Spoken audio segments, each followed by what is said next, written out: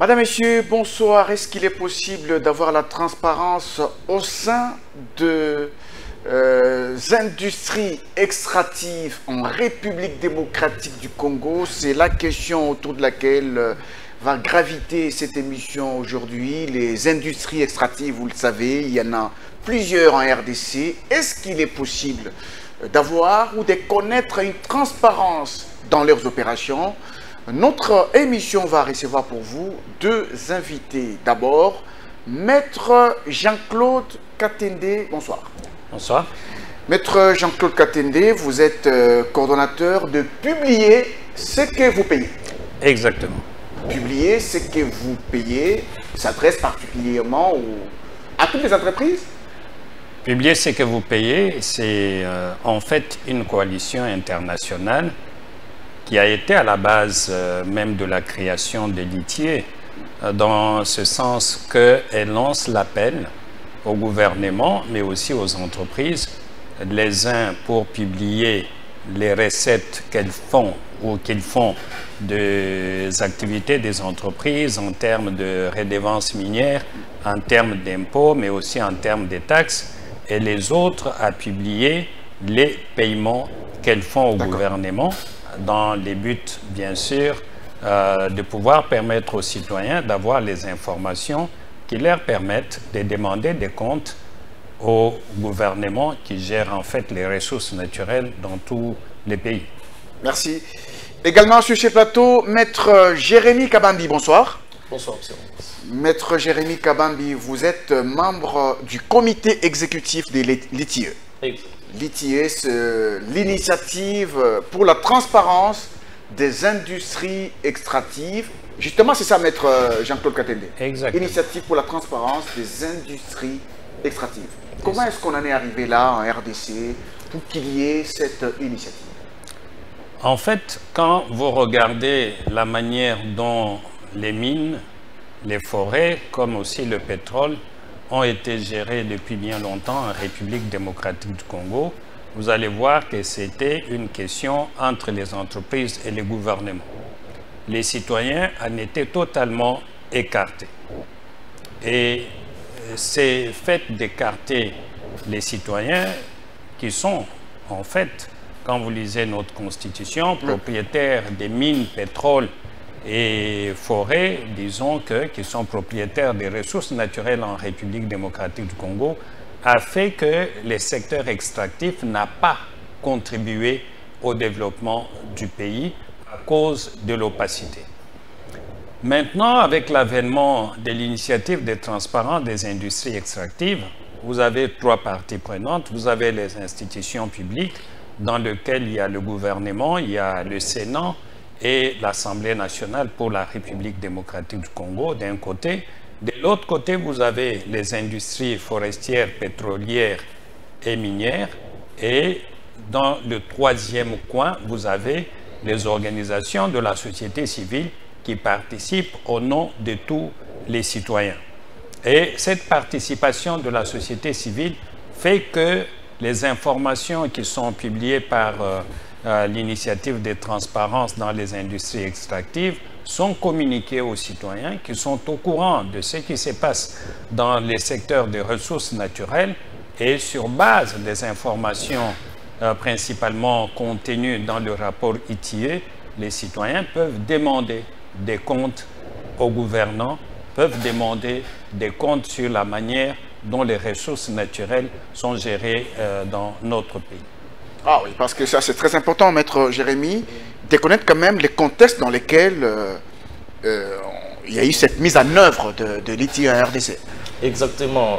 Comme l'a dit Maître Jean-Claude, au-delà de la question de l'opacité dans la gestion du secteur extractif qui a intéressé plus d'une personne, pour associer ne fût-ce que les citoyens au débat sur la gestion de ces secteurs, il faudrait savoir que pour y adhérer, tout État doit émettre une intention libre de mise en œuvre. Okay. Alors au-delà d'exprimer cette volonté ou cette intention publique, il faudrait mettre en place un comité multipartite qui correspond conformément à la norme au groupe multipartite. Mais cela ne suffit pas, il faudrait asseoir cela sur une base juridique qui est le décret créant le comité national. Tous ces concepts sont importants parce que lorsque vous lisez la norme que j'ai ici avec moi, on parle du groupe multipartite qui est composé tel que Maître l'a souligné tout à l'heure, mais au sein du pays, à travers le décret, nous avons le comité national qui est l'organe de supervision, mais qui est composé du comité exécutif et du secrétaire technique qui est le bras droit pour le suivi quotidien de la mise en œuvre. Alors, Maître Jean-Claude Katende, Maître Jérémy Kabambi, avec vous, on va un peu essayer de répondre à la question de savoir s'il est possible d'avoir la transparence dans les industries extractives en RDC. Tout au long de cette émission, nous allons en parler. Mais d'abord, cette déclaration qui a existé, qui a été faite par des acteurs de la société civile, c'était en mars dernier, en rapport avec un constat qui a été fait sur un recul de la mise en œuvre des l'ITIE en RDC. Maître Kabambi, vous avez la parole.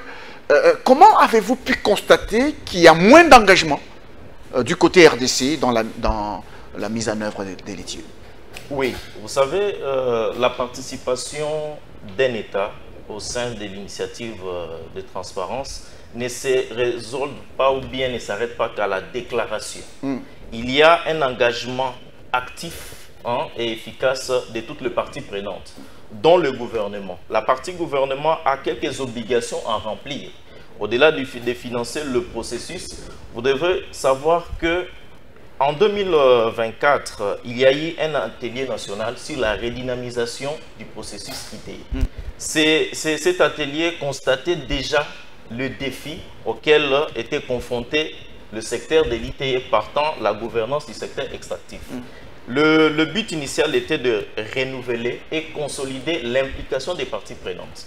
Mais l'État, bien qu'au-devant de la déclaration de mise en œuvre, ne peut pas se soustraire de son engagement. Il y a la participation ou la nomination d'un haut responsable qui est chargé de la mise en œuvre.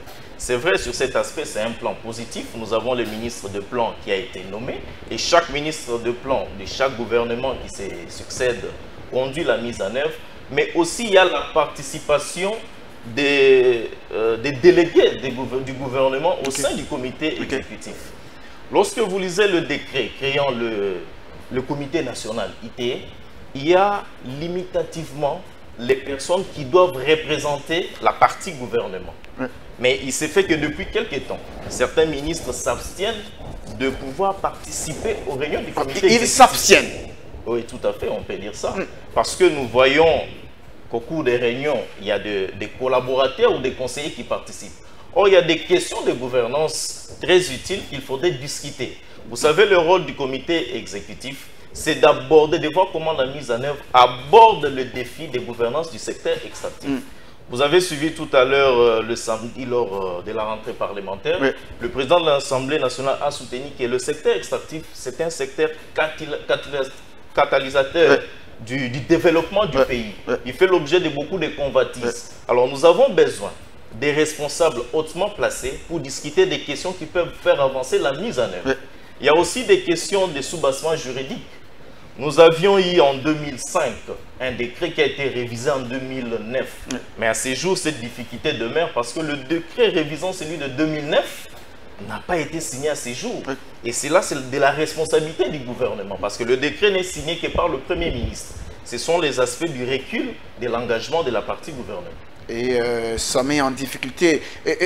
Maître Jean-Claude, comment comprendre qu'un gouvernement volontairement adhère, accepte l'ITIE, mais qu'il observe un certain recul? Je voudrais lire un paragraphe de la déclaration de mars 2025. Le gouvernement s'est abstenu volontairement de financer la mise en œuvre du processus ITIE. Comment comprendre ça? Alors, avant d'en arriver là, je voudrais répondre à la question principale que vous avez posée.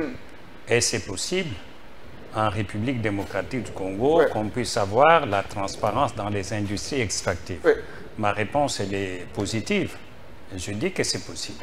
Si c'est possible en Europe, c'est aussi possible en Afrique, Et c'est encore possible en République démocratique du Congo. Quand vous prenez un pays comme le Botswana, qui a comme ressource principale le diamant, et vous voyez ce que cette ressource a permis comme développement, vous pouvez conclure que la transparence, c'est une question de volonté politique.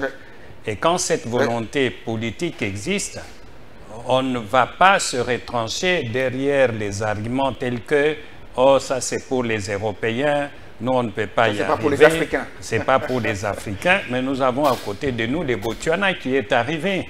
C'est un gouvernement d'Africains, mais qui a la volonté de faire en sorte que le diamant puisse profiter au peuple botswanais. Maintenant, il faut considérer que le gouvernement de la République démocratique du Congo et les termes que nous avons choisis lors de notre atelier qui a eu lieu du 5 au 7 mars, ces termes sont bien choisis. On a dit que le gouvernement s'est abstenu volontairement de financer l'ITI. Cela suppose d'abord que cela n'avait pas été ainsi avant.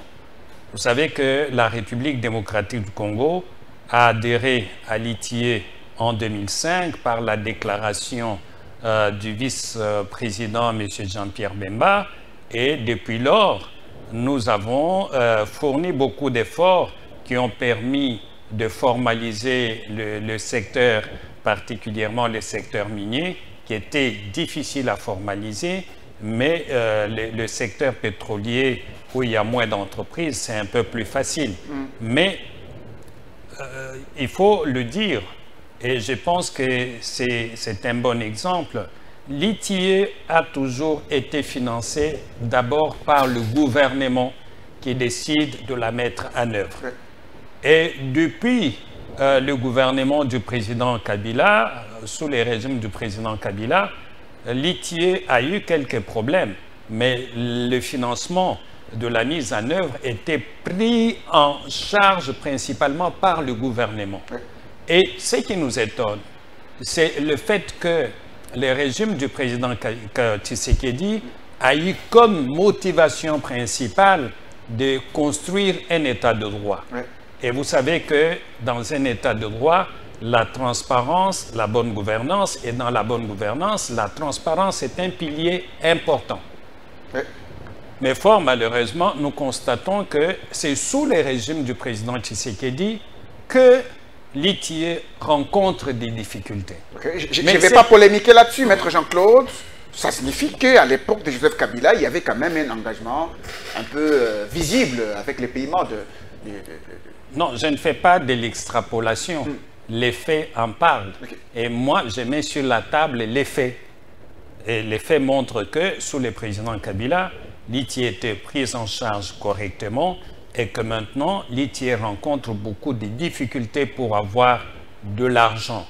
Et ici, il faut mettre en cause les ministres des Finances et les ministres du Budget, qui ne se rendent pas compte qu'en refusant de financer l'ITIE, du moment où notre gouvernement lutte pour les bons climats, d'améliorer les climats des affaires, et qu'on apprenne par exemple que l'ITIE RDC a été suspendu.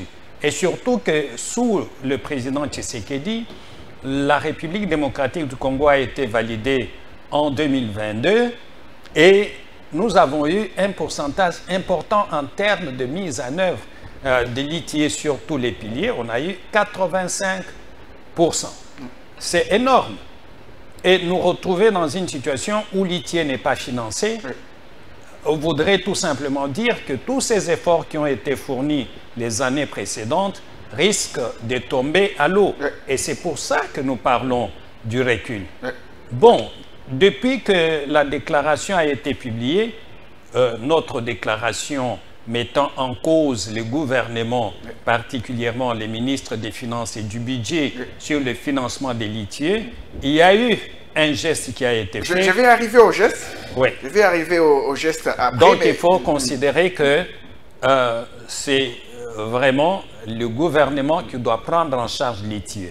Au-delà de cet aspect, il y a les partenaires au développement qui peuvent aussi le faire. Mais la République démocratique du Congo aujourd'hui, et je tiens bien à les souligner, l'ITIE est prise en charge principalement par les partenaires internationaux, notamment la Banque mondiale, la coopération technique allemande, ce qui n'est pas une bonne chose. C'est vraiment une honte pour notre pays, alors que les ressources sont des fois dirigées dans les secteurs qui ne peuvent pas donner une bonne visibilité au pays. Justement, pourtant, Maître Jérémy l'a rappelé, le président de l'Assemblée nationale a dit que le secteur extractif est catalyseur du développement. On parlait de la transparence. Est-ce possible d'avoir cette transparence? Maître Jean-Claude a répondu, mais il a donné un élément important, la volonté politique. S'il y a la volonté politique, on a la transparence. Oui. Oui, ça c'est vrai, ça c'est vrai. La transparence, elle est possible. Il y a des thématiques émergentes aujourd'hui qui sont intégrées comme innovation dans la nouvelle norme, qui fondent la volonté, non seulement au niveau international, mais au niveau interne, de pouvoir booster ces secteurs. Vous voyez, aujourd'hui, par exemple, il est encouragé dans la norme que toutes les entreprises mettent en place une politique anticorruption. OK. OK. Alors, avec une politique anticorruption, nous pouvons voir comment l'entreprise elle-même affronte les risques de corruption. Alors, avec ces genres de paramètres, nous pouvons dire qu'il est possible d'atteindre la transparence. Alors, Maître Jérémy, il y a une information que nous avons reçue dans la déclaration de mars 2025 que le site internet de l'ITIE a été fermé, faute de paiement. Vrai ou faux? Vrai. Vous savez, tout à l'heure, on a dit que le constat initial qui a motivé même la mise en place de l'ITIE, c'est l'opacité. Et lorsque on intègre l'initiative de l'ITIE, c'est pour mettre à la disposition du public les informations. Les informations contenues dans les rapports ITIE doivent être disponibles pour pouvoir alimenter les débats publics et trouver des solutions ainsi que répondre aux défis pour le développement. Alors, un des outils nécessaires dans la mise en œuvre, au-delà du rapport ITIE, qui contient les informations sur les paiements faits par les entreprises, ainsi que les recettes perçues par l'État à travers les régies financières et d'autres services spécialisés, c'est aussi les sites. Oui. Tout citoyen peut ne pas avoir le rapport version papier en dur avec l'évolution du système climatique. On peut procéder par la consultation de l'Internet. Mais aujourd'hui, on ne sait pas se mettre à jour. On ne sait pas accéder à l'information, on ne sait pas voir quel est l'état de la mise en œuvre actuellement à travers les sites Internet. Alors, si le site est fermé, là, c'est presque une entrave à la transparence parce qu'on ne veut pas que le citoyen ait toute l'information nécessaire par rapport au secteur extractif. Donc, on ne veut pas que les Congolais les sachent. Si on peut traduire de la sorte, mais je pense que... Mais c'est dit faute de paiement. Parce qu'on n'a pas payé, le site est fermé. Oui, parce que le site est géré par un fournisseur. Ouais. Il est géré par un fournisseur et c'est un contrat, le fournisseur doit être payé. Lorsqu'il constate que le paiement n'est plus régulier, même s'il peut admettre un dépassement de délai de paiement, il y a violation du contrat. C'est comme ça que nous sommes victimes de cette situation. Je pense que la situation est en train d'être remédiée. Maître va insister sur cette question par rapport aux gestes faits par le gouvernement. On va arriver aux gestes tout à l'heure, mais je voudrais d'abord prendre cette information toujours dans la déclaration. Le refus du gouvernement de signer le nouveau décret portant création, organisation et fonctionnement du comité national de l'ITIE RDC. Quelles peuvent être les conséquences, Maître Jean-Claude, les conséquences d'un tel refus de signer un décret portant organisation du comité de l'ITIE? Bon, il faut d'abord que je revienne un peu sur ce que Maître Jérémy a dit concernant le site. En fait, l'attitude du gouvernement démontre qu'on veut démanteler l'ITIE. OK. Ce qu'ils sont en train de faire, ce n'est pas différent de ce que le président Trump est en train de faire, de démanteler un certain nombre d'institutions pour en fait créer des difficultés aux citoyens. L'ITIE est mise en place pour fournir des informations aux citoyens. Et nous avons insisté que les outils que l'ITIE utilise, c'est notamment le rapport ITIE, mais aussi des études thématiques. Et toutes ces études, tous ces rapports sont mis à la disposition des citoyens à travers le site, principalement. Mais aujourd'hui, le site est inaccessible. Pas à cause des problèmes techniques, parce qu'il y a 2 ministres qui ont refusé de donner de l'argent à l'ITIE. Donc, l'ITIE aujourd'hui n'a pas sa raison d'être si ces informations ne sont pas divulguées. Maintenant, revenons au décret. Et je voudrais ici dire que les premières discussions que nous avons eues sur ce décret, ce décret est devenu archaïque. Okay. Archaïque, ce décret qui organise les fonctionnements, qui crée, organise les fonctionnements de l'ITIE, est devenu archaïque. Parce que quand vous regardez les mutations que l'ITIE a connues au niveau international, à travers plusieurs normes jusqu'à la norme 2023 que nous avons aujourd'hui, il est important de souligner que même au niveau du comité exécutif lui-même, donc on est totalement dépassé, on est en dépassement.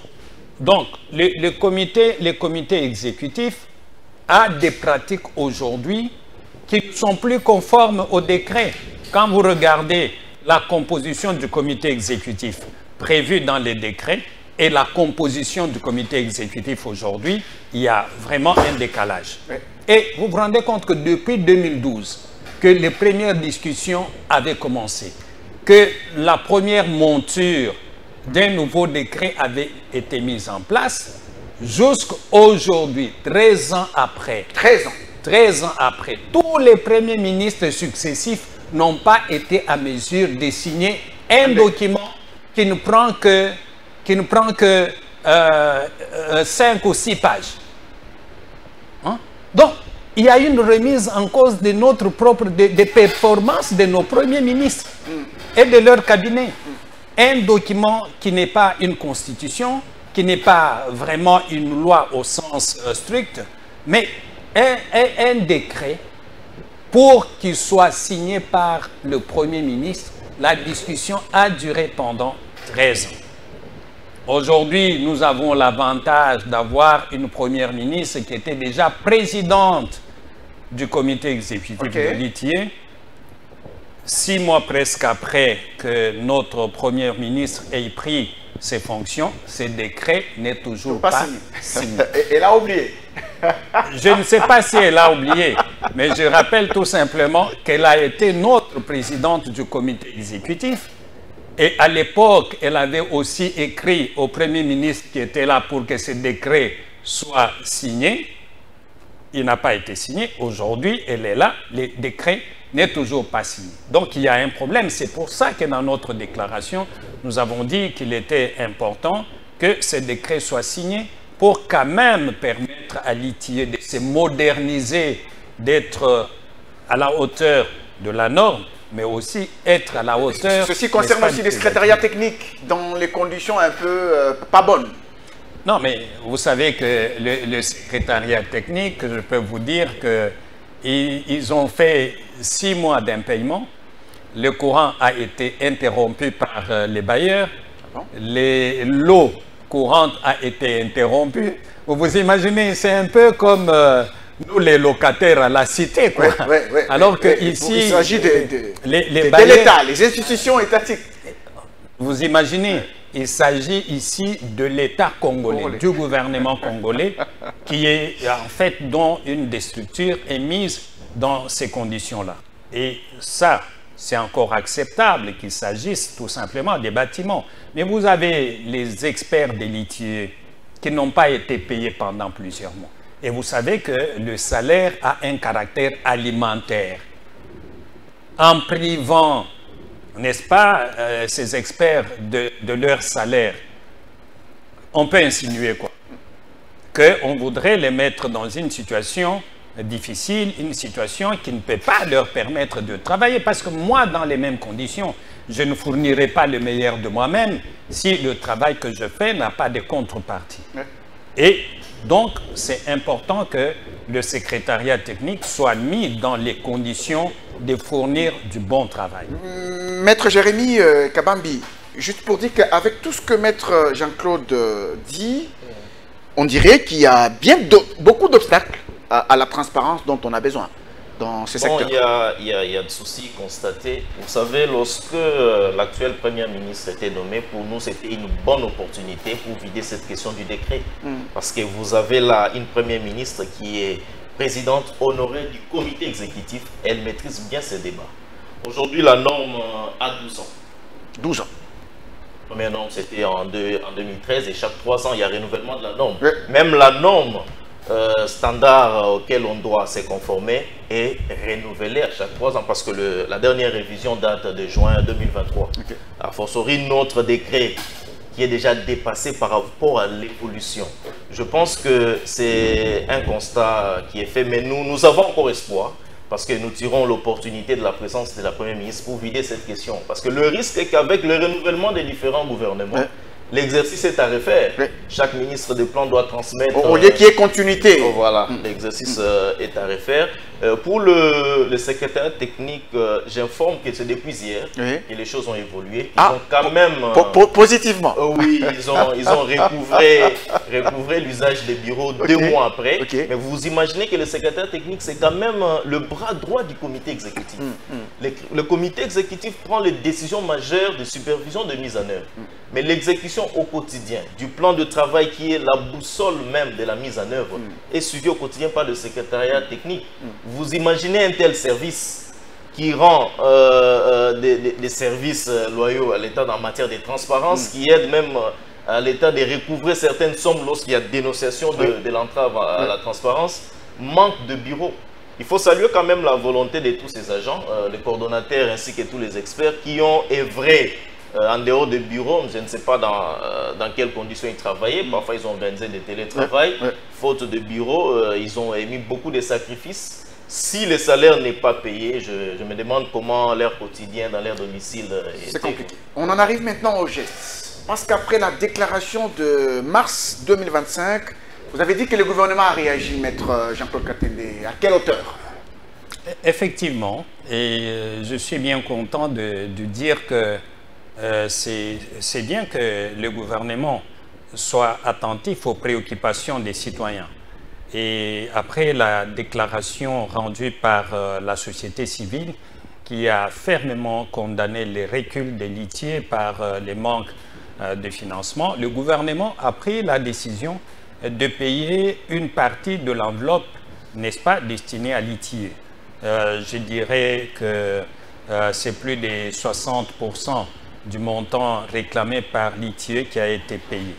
C'est un geste encourageant et nous pensons que ces gestes nous donnent l'espoir que d'autres gestes vont être posés parce que ces prochains gestes sont extrêmement importants. L'argent qui a été payé va résoudre principalement le problème institutionnel, comme nous l'avons dit. Maître Jérémy venait de le dire tout à l'heure, la boussole qui conduit la mise en œuvre du litier, c'est le plan de travail. C'est dans ce plan de travail qu'on reprend les activités à mettre en œuvre au courant d'une année, mais aussi les budgets. Et donc, l'argent qui a été payé va être consacré principalement au fonctionnement de l'institution, mais il faut que le plan de travail soit mis en œuvre. Et pour ça, il faut de l'argent. Quand on viendra valider l'ITIE RDC en 2026, en janvier, on ne va pas regarder principalement au fait que l'ITIE a des bureaux, on n'en a pas. Mais qu'est-ce que l'ITIE fait sur terrain par rapport... C'est le travail de terrain qui est important. Exactement.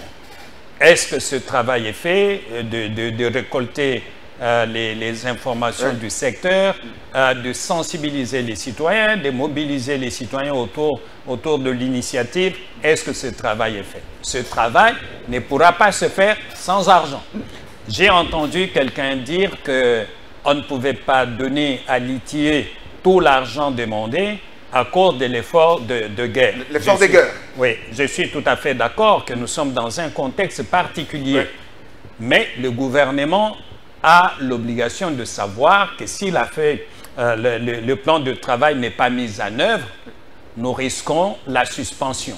Et il faut éviter que nous soyons dans ce contexte-là et qu'on tire encore de l'argent à gauche, à droite pour, n'est-ce pas, mettre en œuvre les mesures correctives qui vont être prises plus tard et remonter le processus. C'est maintenant, vraiment, c'est maintenant et c'est aujourd'hui qu'il est important que les ministres des Finances, les ministres du Budget se rendent compte que si le plan de travail n'est pas mis en œuvre, la validation va constater tout simplement que l'ITIE RDC ne fonctionne pas normalement.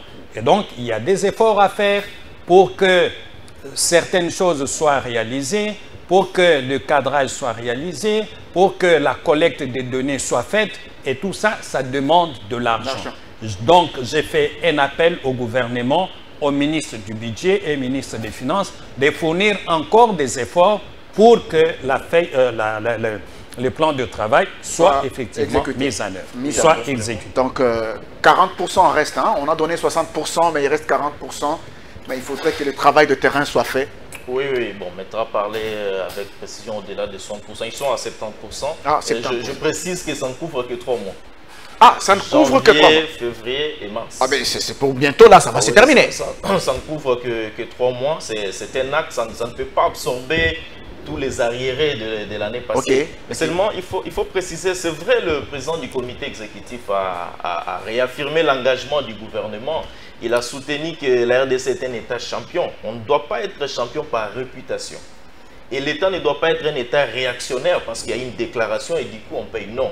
La mise en œuvre ou l'engagement, ça doit être une pratique normale. Une pratique mensuelle, on met à la disposition du comité exécutif ou du secrétaire technique ces frais de fonctionnement pour répondre aux exigences. Parce que lors de l'évaluation, lorsque on apprécie le respect des critères et principes de l'IT, tout ça est pris en compte. Donc il faut éviter d'être sur ou dans la réaction, mais faire de cela une pratique normale. Alors, Maître Jean-Claude Katende, avant qu'on parle des recommandations au gouvernement, comité exécutif ITIE, comment évaluez-vous la participation de la société civile à l'ITIE? J'ai lu dans la déclaration qu'il y a des forces et des faiblesses, bien entendu, mais j'ai lu dans la déclaration qu'il y a des restrictions. La restriction de l'espace civique à travers des arrestations, des menaces, des intimidations. Oui, vous savez que notre atelier visait principalement l'évaluation de notre participation en tant que société civile à la mise en œuvre de l'ITIE. C'était ça le but principal de notre atelier, parce que la validation qui va venir regardera aussi à la manière dont la société civile est mise dans un espace qui lui permet de s'exprimer librement, qui lui permet d'opérer et qui lui permet aussi de travailler en collaboration avec d'autres organisations, tant au niveau national qu'au niveau international. Mais le constat qui a été fait, globalement, nous pouvons dire que la société civile de la République démocratique du Congo participe efficacement à la mise en œuvre de l'ITIE. Mais nous avons des cas inquiétants, des cas alarmants, en fait, des cas qui vont dans le sens que l'engagement, la participation de la société civile est entravée dans le sens de violation de l'exigence 1 de la norme qui demande au gouvernement de garantir à la société civile un espace propice à un engagement libre, à un engagement efficace et à un engagement indépendant. Nous avons des collègues, principalement dans les provinces du Haut-Katanga et de l'Oualaba, qui ont été victimes d'arrestations, qui ont été victimes d'intimidation, même des menaces de mort. Et ça, c'est un point alarmant pour nous, parce que cette attitude va aussi dans le sens de violer les protocoles sur l'engagement de la société civile.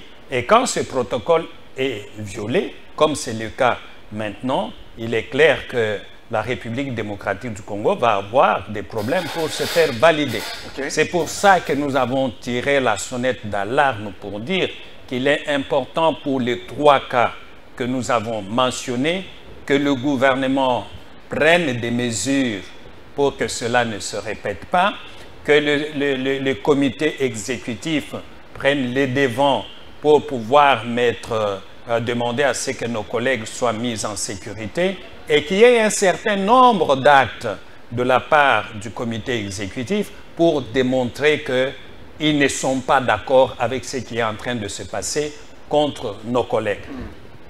Maître Jérémy, je voudrais réfléchir comme un Congolais lambda. Quand Maître Katende parle de intimidations, je suis en train de voir l'image des activistes de la société civile qui sont intimidés, peut-être pour être empêchés de faire un travail parce on veut cacher quelque chose, une vérité. Oui, vous savez, le secteur extractif où la question de l'ITI est bien circonscrit. Il y a des questions qui touchent à la transparence et à la gouvernance du secteur extractif. Les cas évoqués par Maître Jean-Claude, c'est un cas de délocalisation des citoyens dans le site de Funguru. Okay. Alors, dans le code minier, que le règlement minier prévoit le cadre dans lequel la délocalisation doit être faite. Il faut un comité composé de certaines personnes ou de certaines composantes. Okay. Alors, il s'est fait que pratiquement, il y a des membres de la société civile qui subissent des intimidations parce qu'ils ne veulent pas adhérer à certains actes de corruption qui peuvent préjudicier les communautés. C'est tellement tentant, la corruption.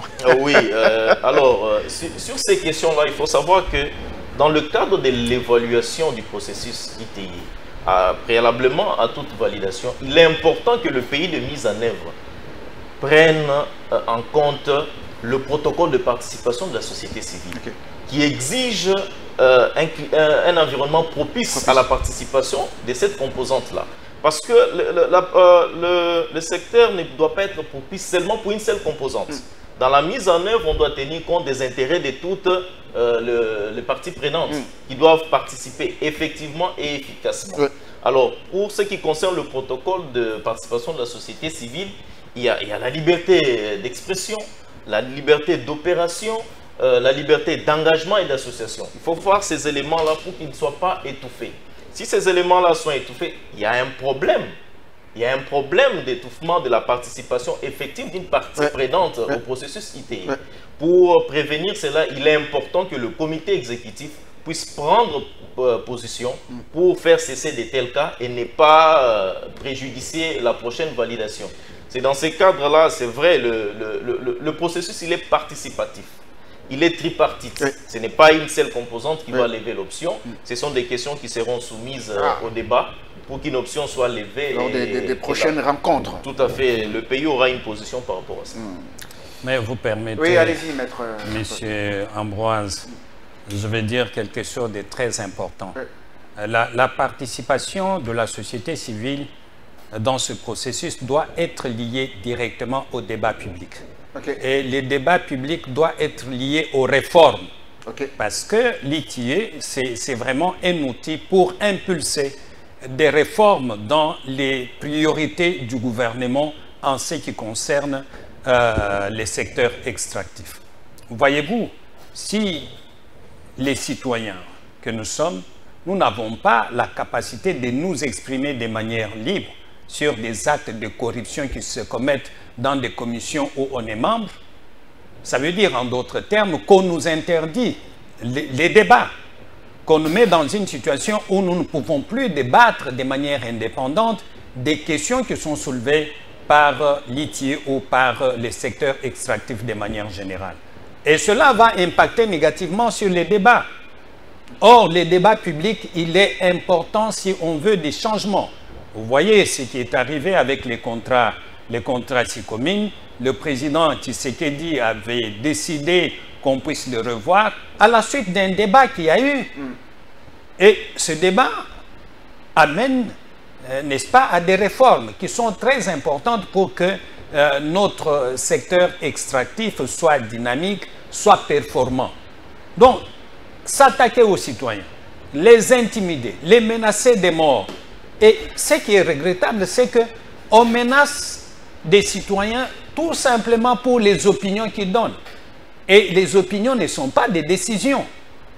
Et donc, il est important que le comité exécutif puisse prendre des actions par rapport à cette question afin de permettre à ce que les citoyens, les acteurs de la société civile participent au débat public sans avoir la crainte des représailles, des intimidations ou des menaces de mort. On a déjà presque évoqué les recommandations, que ce soit au gouvernement ou au comité exécutif, mais qu'est-ce qui doit être fait par le gouvernement de plus pour qu'on en arrive concrètement à donner au pays cette transparence dans ces secteurs extractifs, catalyseurs du développement du pays? Merci, M. Ambroise. Je vais tout simplement lire les recommandations qui ont été adressées par les participants à l'atelier qui a eu lieu au début du mois ici, à la Première ministre. Il y en a trois. Oui, il y en a trois. La première recommandation, c'est de prendre des dispositions urgentes pour que les moyens financiers soient mis à la disposition du comité exécutif de l'ITIE RDC. C'est vrai, nous l'avons dit qu'il y a déjà un bon signe. J'ai parlé des 60%, Maître Jérémy a parlé des 70%. Ce qui est important, c'est qu'aujourd'hui, le gouvernement a fait bon signe en donnant quelque chose à l'ITIE, mais nous continuons à dire que ce n'est pas suffisant. Que Madame la Première ministre doit pouvoir insister auprès de ses collègues, auprès des membres de son gouvernement, budget et finances, pour que les restes d'argent soient décaissés. Deuxième recommandation à la Première ministre, c'est de signer les décrets portant création, organisation et fonctionnement du Comité national de l'ITIE-RDC. Je pense que Madame la Première ministre peut nous sauver.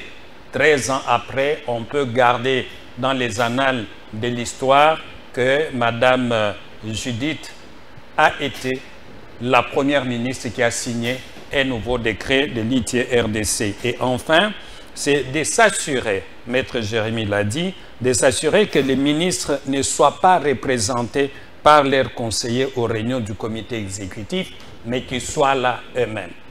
La seule possibilité qui est donnée à un ministre qui s'absente à une réunion du comité exécutif, ce n'est pas d'envoyer son directeur de cabinet ou d'envoyer ses conseillers, mais de pouvoir donner une procuration à un de ses collègues membres aussi du comité exécutif. Maître Jérémy Kabambi, le comité exécutif, il est tripartite. Tripartite. Il a quelque chose à faire, des dispositions à prendre également pour qu'il y ait un protocole.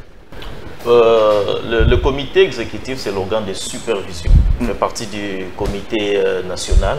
Alors, au-delà de constats faits, le comité continue à travailler pour prendre des mesures nécessaires à assurer non seulement le respect de la norme, mais aussi de tous les instruments annexes tels que le protocole sur la participation de la société civile, et puis va tenir compte de la dynamique de toutes les parties prenantes. Vous savez, nous avons tenu un atelier, comme je l'ai dit au début, sur la redynamisation du processus, et il est important qu'on y travaille pour que cela soit vraiment effectif et tenir compte de toutes les résolutions. Ce sera votre mot de la fin pour Merci. ce soir.